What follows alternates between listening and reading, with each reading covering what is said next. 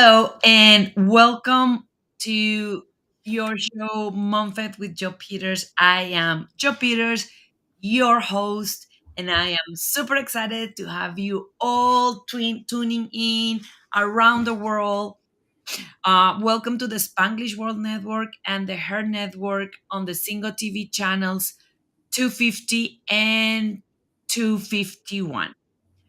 Please remember to download the Single TV app in the respective app stores in iOS and Android devices. The app is free. So if you are downloading the app, make sure to rate us and leave us a comment. And also, Single TV is available on Google Chromecast, Amazon Fire, Fire TV, Roku, and Roku Stick in all smart TVs since 2016. And if you are new to Momfit, welcome. This is a virtual community of badass moms, and our mission is to help you to win the marathon of motherhood without burnout. So, if you have questions, problems, challenges, if you are concerned about something in your journey as a mom, please believe me, you are not alone. You are not the only one that is dealing with that.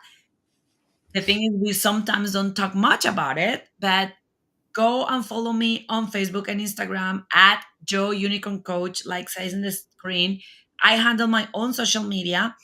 So I would love to hear from you what topics you want to hear in the show, what kind of things you need help with.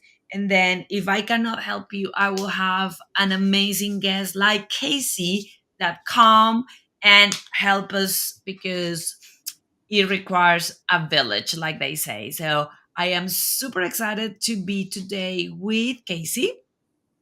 We are going to be talking about one of the biggest challenges for us moms, and that is making a priority of our self care and what is the impact of not doing it. And Mm, I will tell you that Casey is a three-time survivor of acute lymphoblastic leukemia and strokes.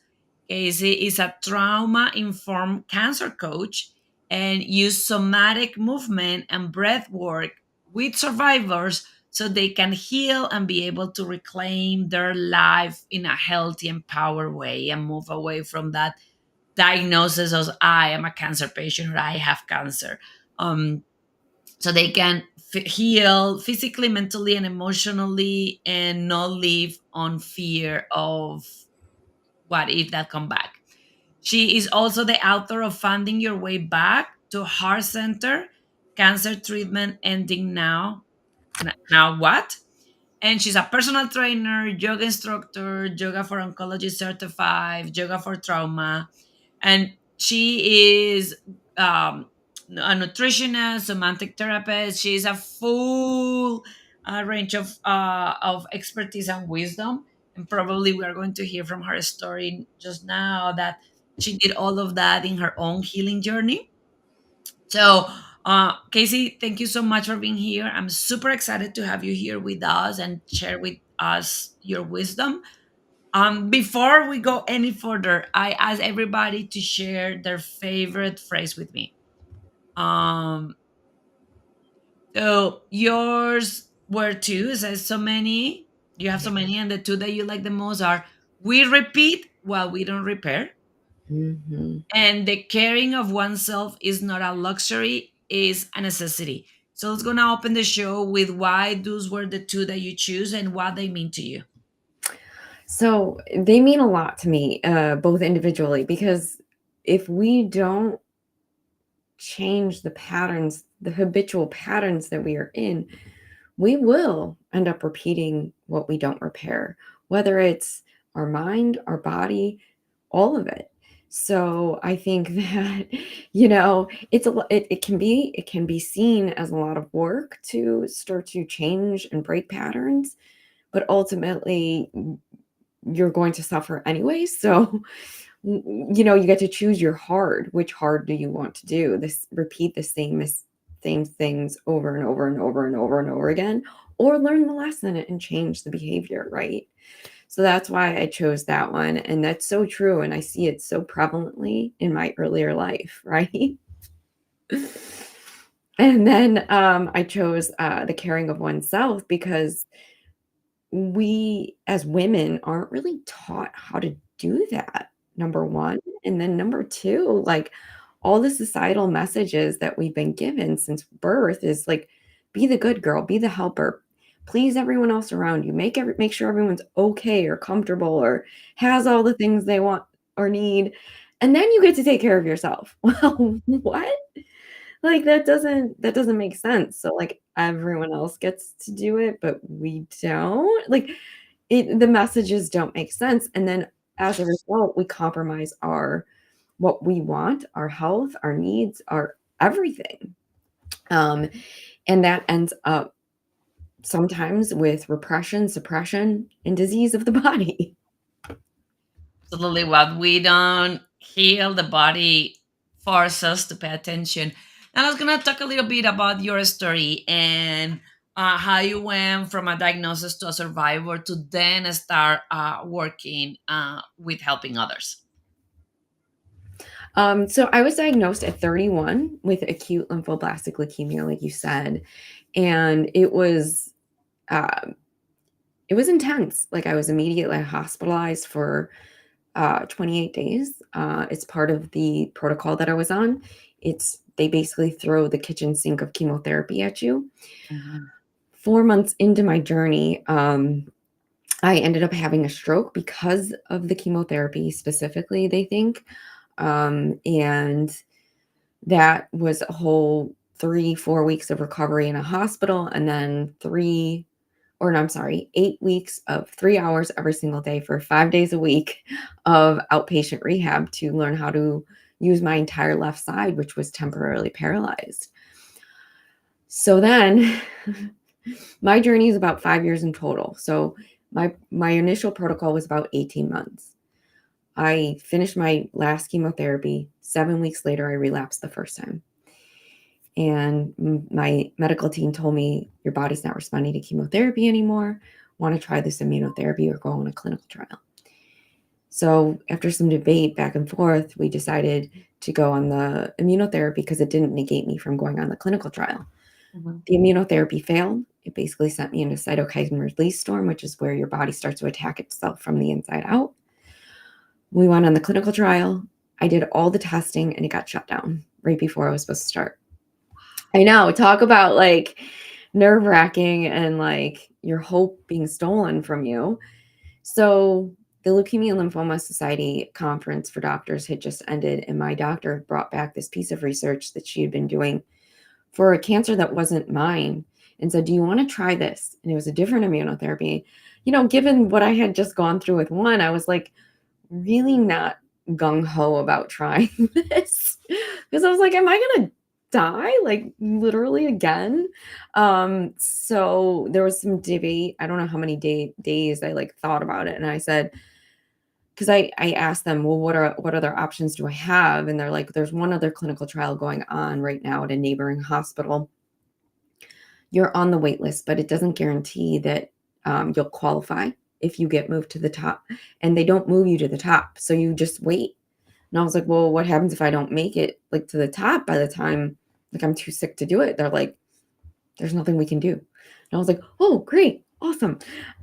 So I'm waiting for the clinical trial, and I don't know how long the list is or any of the details because they don't share that with you. And then I'm, like, presented with this other option that doesn't sound great either, and I decided, after some thought, like, even if this doesn't work for me, if it helps someone and saves their life, why not? So we wrote a letter of compassion to the FDA and to the drug manufacturer, basically for compassionate care, like, "You're gonna die," other words in other words. And so we waited, and for, like, 2 months, I planned a funeral, had a really hard conversation, and then we got approved. I did 4 rounds of that immunotherapy.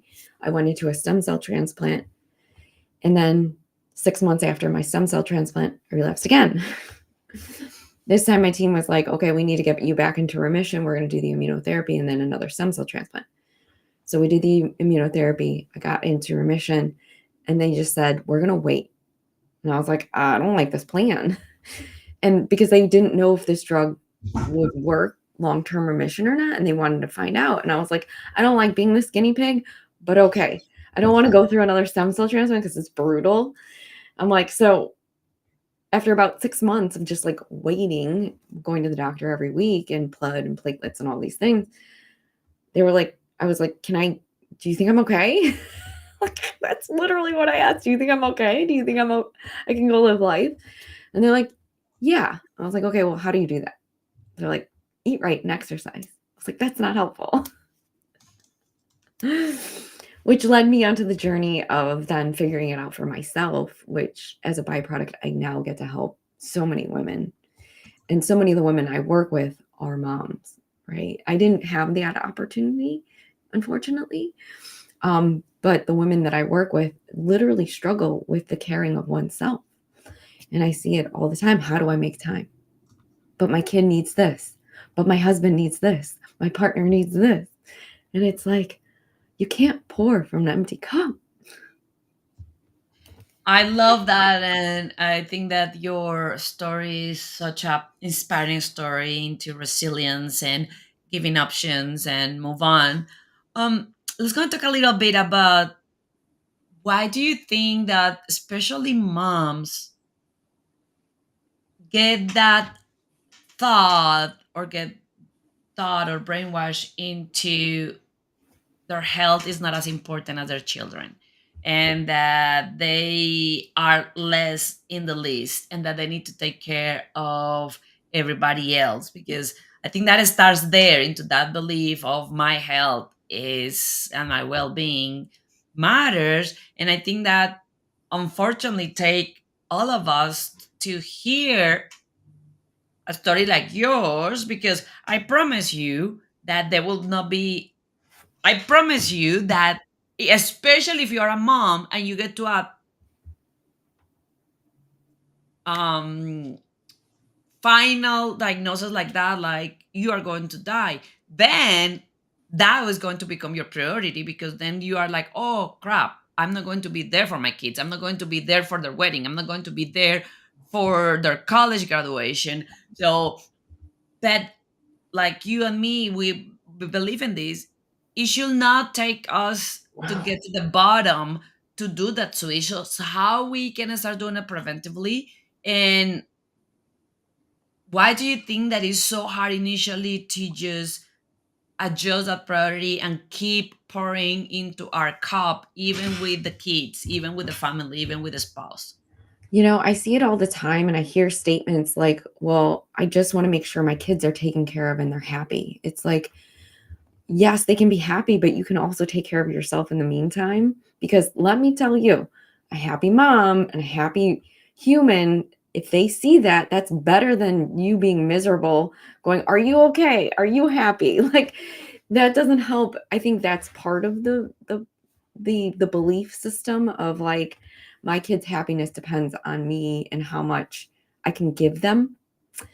I think that's part of it. I think the other part is society, is the pressure to be not just the best mom, but the best coworker, the best partner, and have that burden solely on the woman and solely like this superhero woman image of doing it all and getting it done without like skipping a beat and like it's like, well, if you think about it back in the day, like women only had one priority in the 50s, like to raise children because a lot of women didn't have jobs. But now society is so different and we still have that same mentality of I have to take care of all the things and work a full-time job, and that leaves nothing for women to resource themselves. And so I think there's got to be a massive shift in general in the way in which, culturally speaking, women are treated and how the household is run as a whole. And I think that is very easy. And I think that sometimes I start with us as females and as moms. And one thing that I will invite everybody to do is start complimenting moms with children when you see them, as you will compliment us, as you compliment dads with children. So Right? we see a dad in the grocery store with the children and we're like, oh my God, that's so sweet, you're so nice, you're such a good dad. We see 3 million moms and you're like, by default, like that is your job.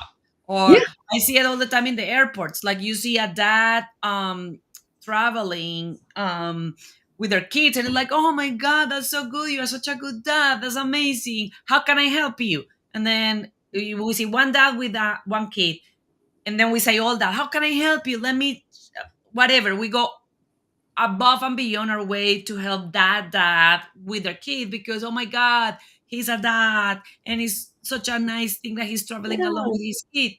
But we see a mom with 5 kids, and then we don't even acknowledge, we are just like, yeah, whatever. Actually, now that I'm talking to you, it's such a ingrained bias. Today at my gym, I had the thought, because I was at the end of the gym, at the end of the exercise, we have childcare, and then I normally do a plank after the gym. So I was doing my plank, everybody was left, and then there was one of the guys that I was working out actually had her daughter with him, his daughter with him. And then they did a plank together. And I went into, oh, that's so nice that they're doing a plank together. Like, that is what all the other moms do with their kids too. So I think that one of the things that that big change that you are inviting us to take, it starts with that. It start being aware of our own conscious bias, and start telling the moms, hey, amazing, you're doing an amazing job, holy cow, well done. So we can start normalizing that is not a default, that is actually something very special, because what you are saying, because now that is not the only thing that moms around the world do. So I love that. Yeah. I think I think also, like, it's hard. I've talked to a lot of women, trust me, thousands, and it's hard for women to ask for help. They see it as weakness, and I'm like, that is, like, the bravest thing you could do is say, like, "I need help," or, "I need help, like, with shuttling the kids," or "Can you do this?" or "Would you be okay with that if you're going that way anyways?" And I think that also needs the rhetoric around asking for help needs to change a little bit.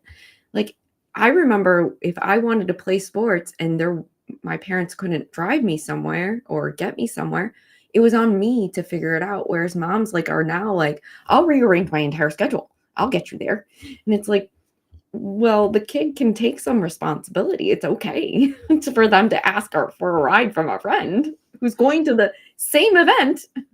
And I think that the fear there again, I think that is into the cultural fear of shame of their mom is going to think that I'm a bad mom because my kid is asking them. So that means that I cannot do things for my own kid.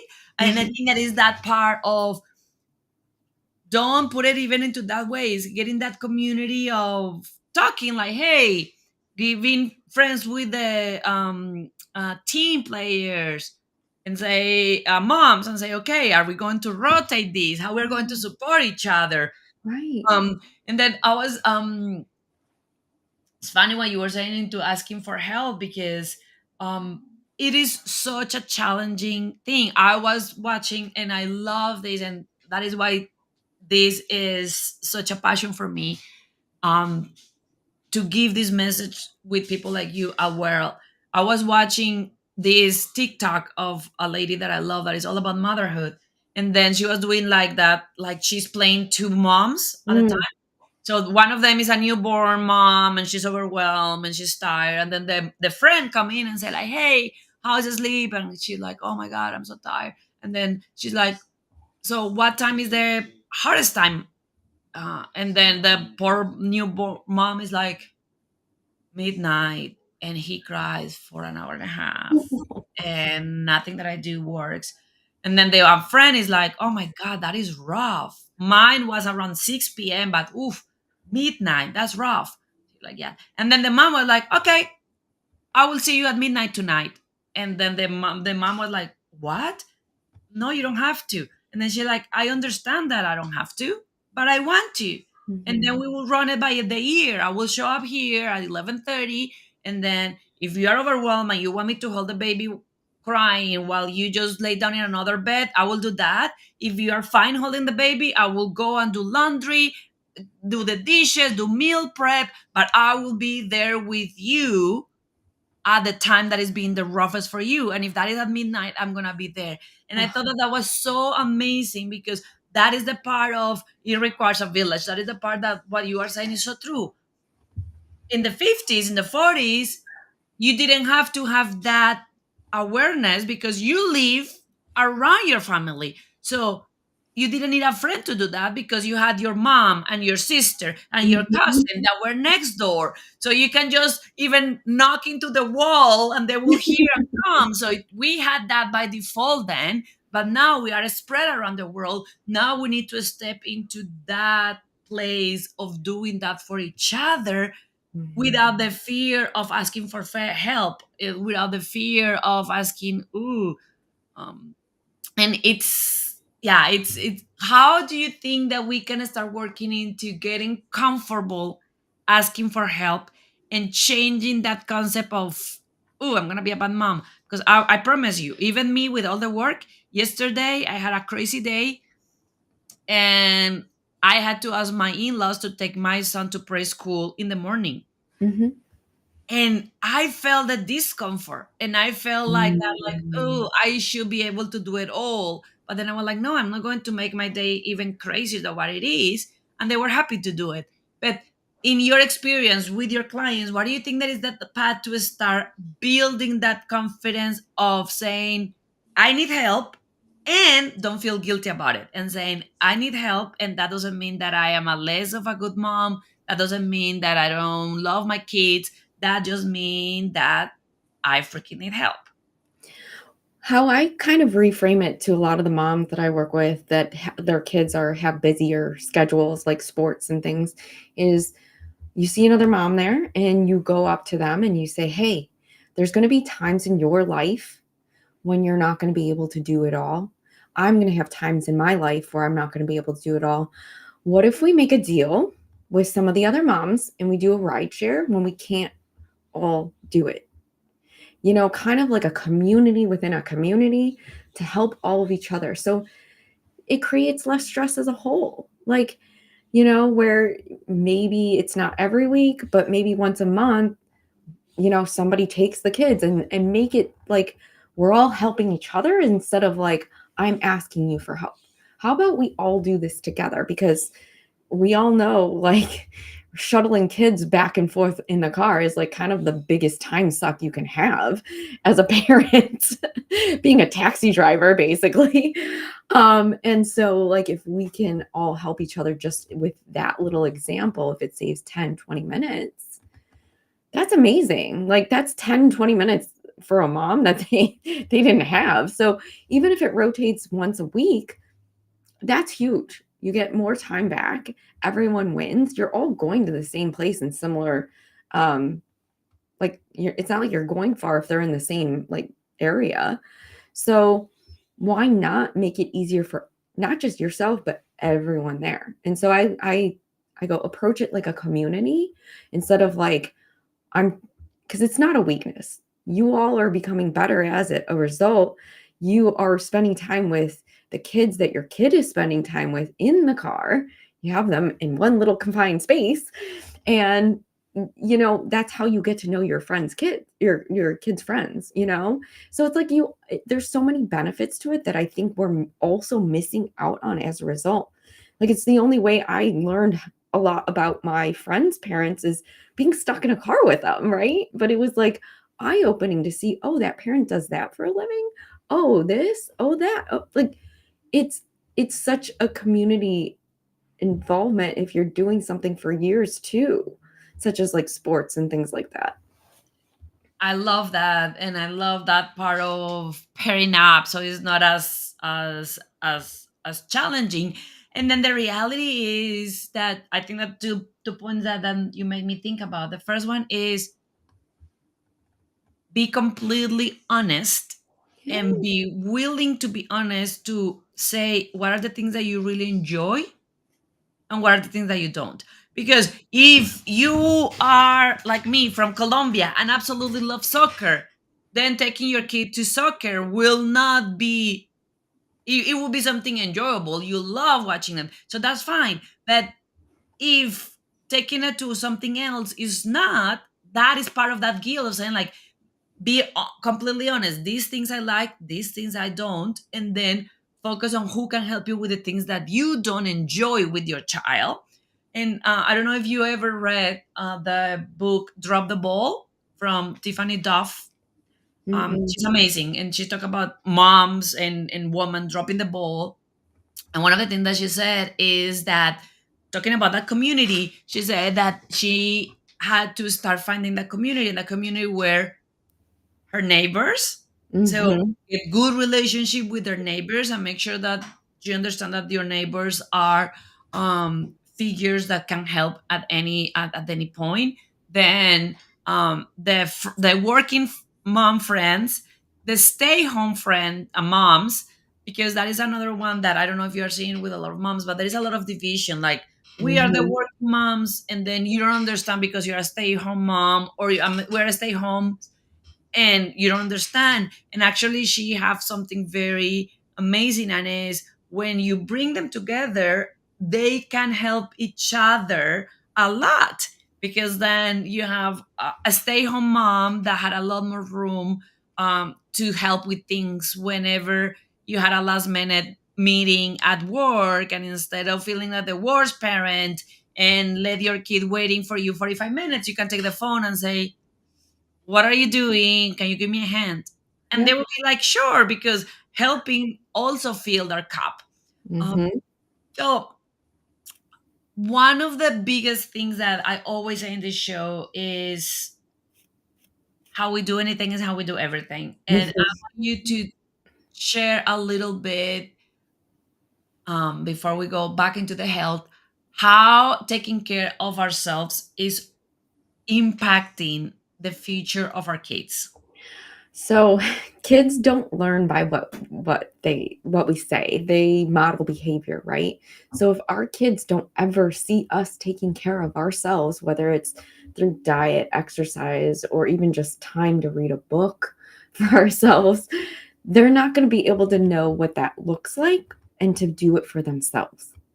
So, as moms, if we want to truly break these patterns and not repeat these same things with our daughters and our sons, then this is how we do it. We have to lead by example.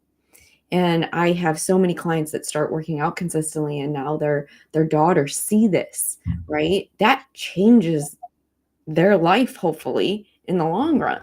They may not be exercising with them now, but they're going to know like as they get older and have jobs and kids that they need to also take care of themselves. And they also need to put energy and effort towards prioritizing their health and their needs. And that is truly how I think we start to change the narrative of it, is doing it ourselves. It's really hard. I'm not saying it's easy, but finding 10, 20 minutes and showing the care of oneself. I love that. And I love how we can move it into, I'm doing it not only for me, but also for them. So they don't struggle like me. And like, I know that you're big into this, into cutting those generational society patterns of, not because I learned this, I want to pass that to them. Now, Casey, I would love for you to talk a little bit. There are some moms that are working, that are watching us, that are talking into self care, and they are facing scary diagnoses. Mhm. Maybe cancer, maybe a stroke, maybe so many other things. How can you, as a mom, face those things and have the mind clarity to actually make it work? And what would be your advice as the expert onto this path of healing and recovery for any mom that is watching us right now and is dealing with a challenging diagnosis, with a scary diagnosis like the ones that you had, that may put in jeopardy the future of her being with her children? Yeah, I think a lot of times if you get diagnosed with something so traumatic, it makes you slow down, number 1. It makes you prioritize your time and care for yourself, unfortunately. Um, and fortunately, but it is truly about taking it day by day, managing your own internal expectations and going like it's got to be enough, right? Asking for help, leaning on your community. I always say like it's not weakness, it's a sign of strength that you can call someone and say like I need meals for the week, I need help, like can you make a little bit extra for me and my kids, like especially the single moms out there, right? Like you need it more than ever. So, leaning on people and really diving into the community that you build around you, because we can't do it alone. It takes that old saying of like, it takes a village to raise a child is true. Like, there's a reason why that statement exists. But we are so often now in today's age segregated and doing it solo. No wonder moms are stressed out, burnt out, tired, exhausted, and don't have time for themselves. So it's really about slowing down, taking it one day at a time, reminding yourself that whatever gets done that day is got to be enough, and that's okay. And just letting the small little stuff of like, the dishes need to be done. Do they though? Do they? Like, we really need to ask ourselves, like, those questions in those times, and it's leaning on others to try to help us through it as well. Um, and then it's remembering why you're going through it, why you're doing it, right? You wanna see your kids graduate or whatever the milestone you put in front of you is, and just knowing that you're going to get there.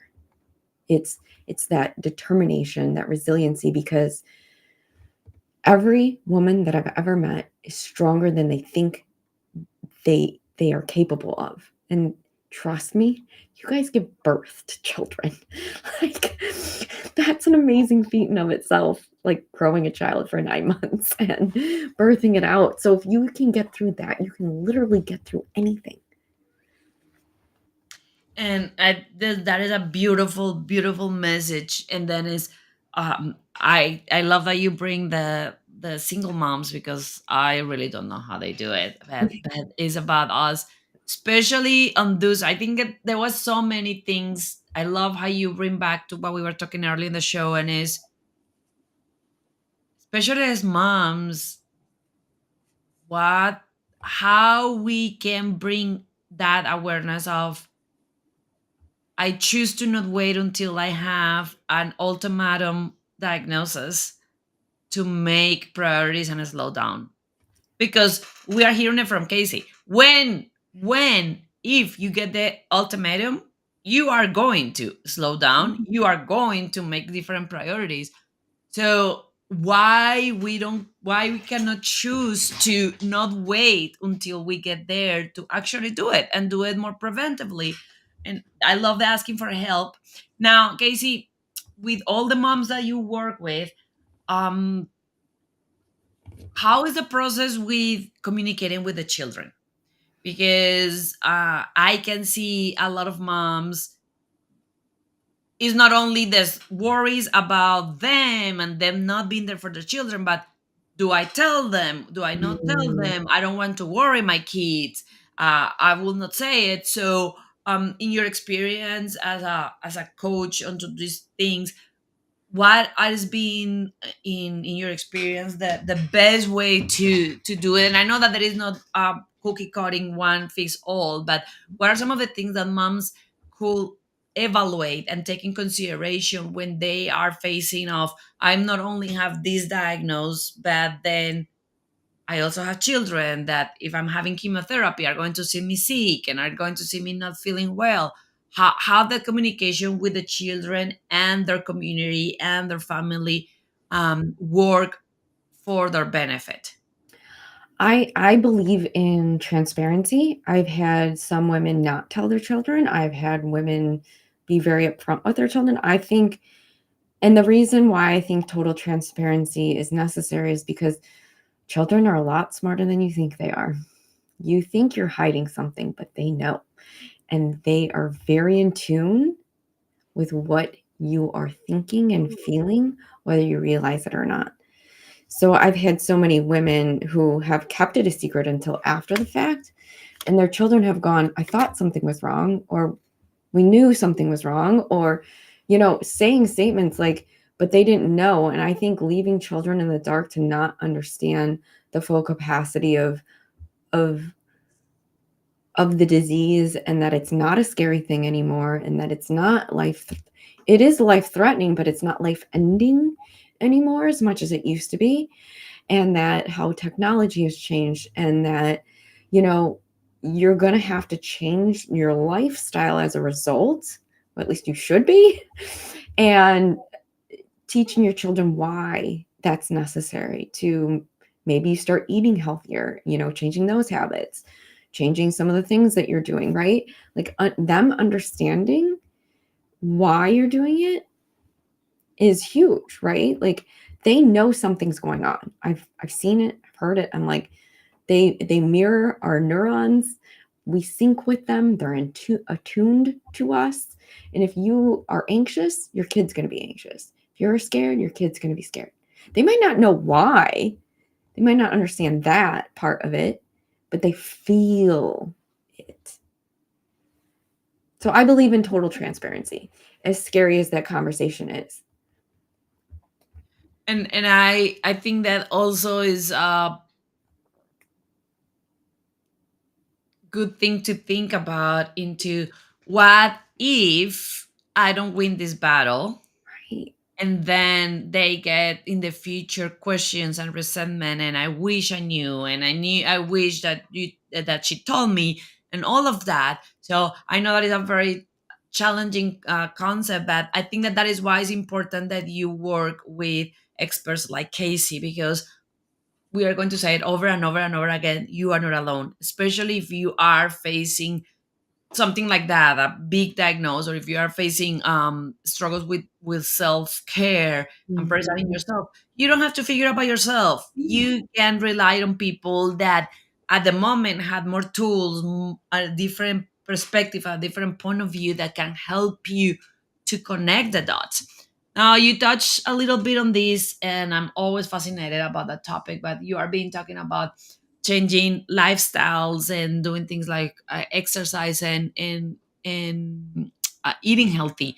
Now, like we said, for sure after the fact, but on those two topics, and also in the self-care, what would be your recommendation for all the moms, of what that looks like of changing their lifestyle and eating healthier, or moving the body, or doing some self-care practices?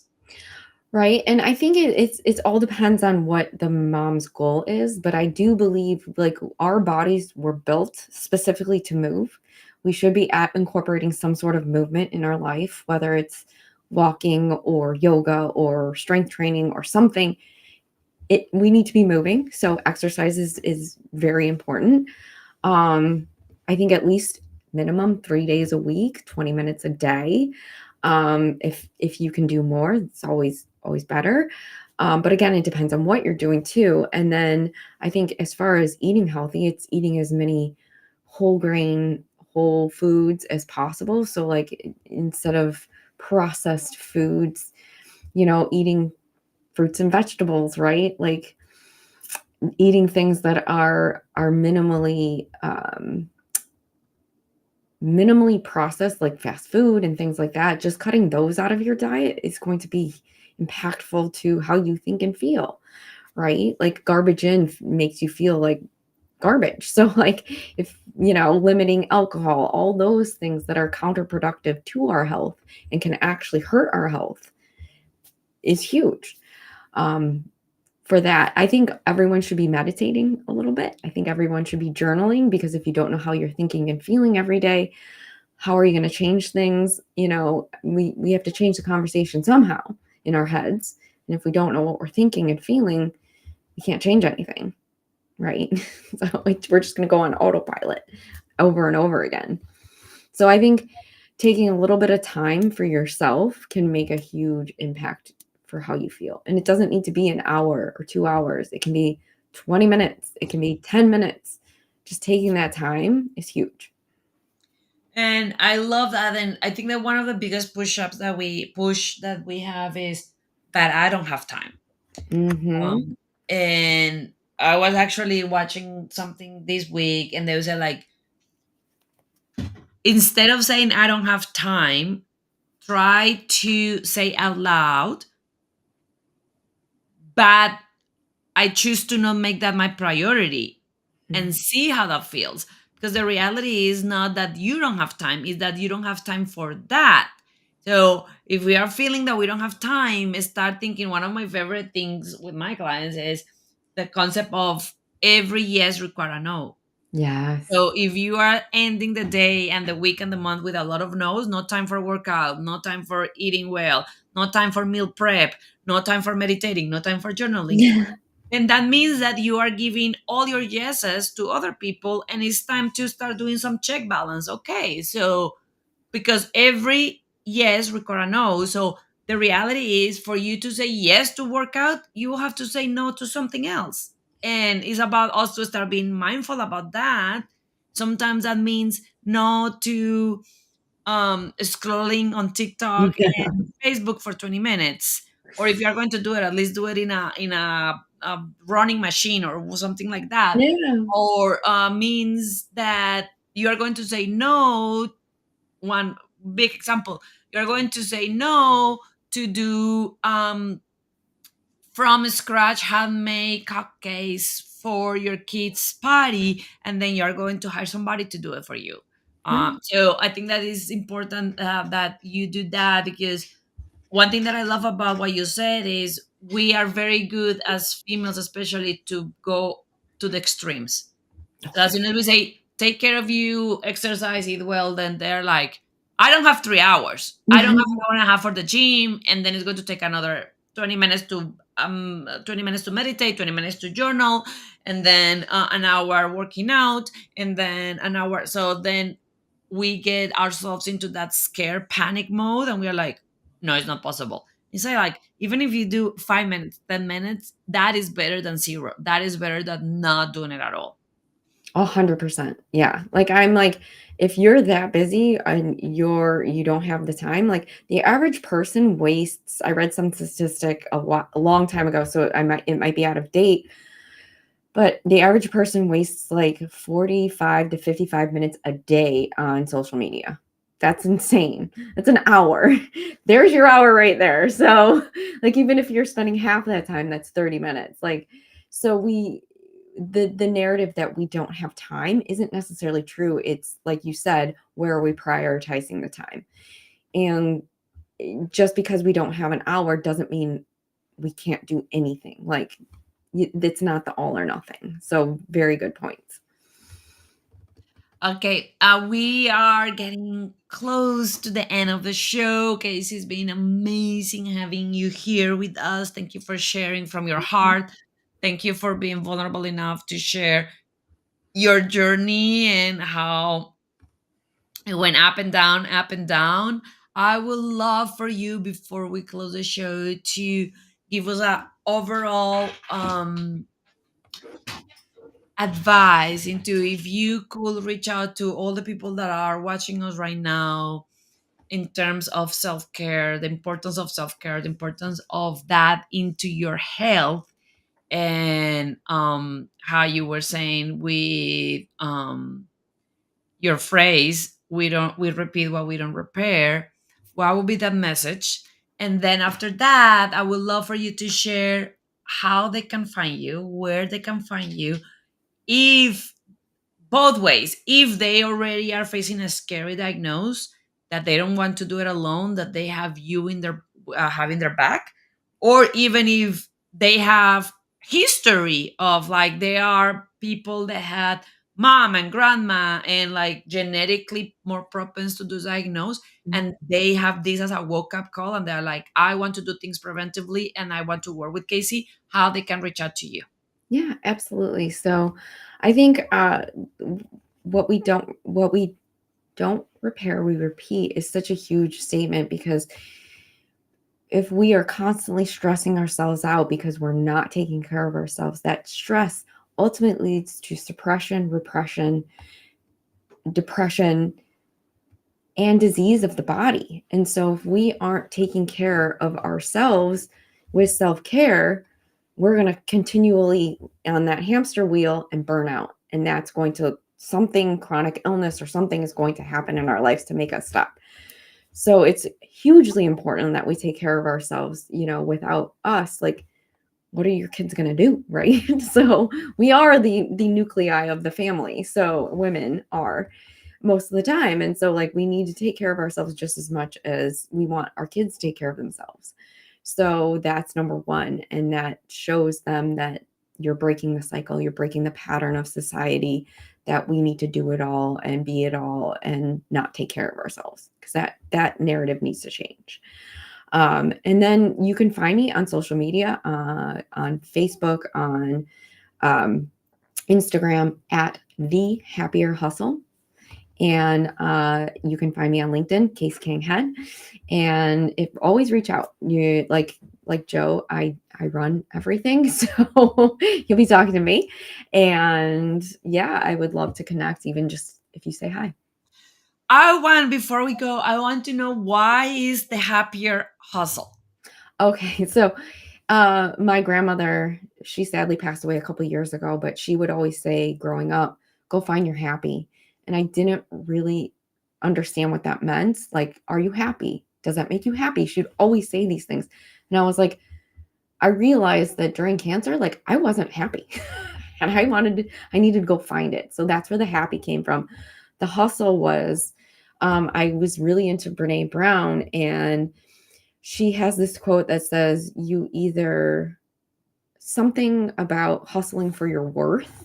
And I was like, oh, I've been hustling for my worth. I don't like that. So, like, trying to get the gold star. So, that's where it came from, the happier hustle, because I don't want to hustle for my worth anymore. And I want to find my happy. And that's where it came from. Ah, I love it. And that is such a fitting one into what we were discussing, into self-care, and as happier we are, as happier our family is, and as good we are, as good everybody around us is. Casey, thank you so much for being here with us. Please, everybody, go and make sure that you are finding her in social media, in Facebook, in Instagram, the happier hustle, and then thehappierhustle.com for her website. And then, like you see it on the screen, you can find her there in LinkedIn, if that is the platform that you are using. And then also remember to follow me at Joy Unicorn Coach, and keep sharing with us. Actually, both Casey and I will love for you to follow us and then send us a message, a private message, sharing what part of the talk resonate with you, what part of the talk make you see things different, and what part of the talk you knew but now you are seeing in a different way. Because, like I always say, these are not rocket science concepts, but they are concepts that we need to hear over and over and over and over again, because we have such a stream of information taking us in the other way. So, Casey, thank you so much for this. And for everybody else, I will see you next Friday. Thank you for being part of the beautiful community of Momfit, the Unicorn Coach. You can also hear the Spanglish. You can also hear this show in the Spanglish Radio Network. Please check out www.spanglishworld.ca for all the news and programming. Spanglish World. Watch it, hear it, read it, download it, and leave it. Mhm.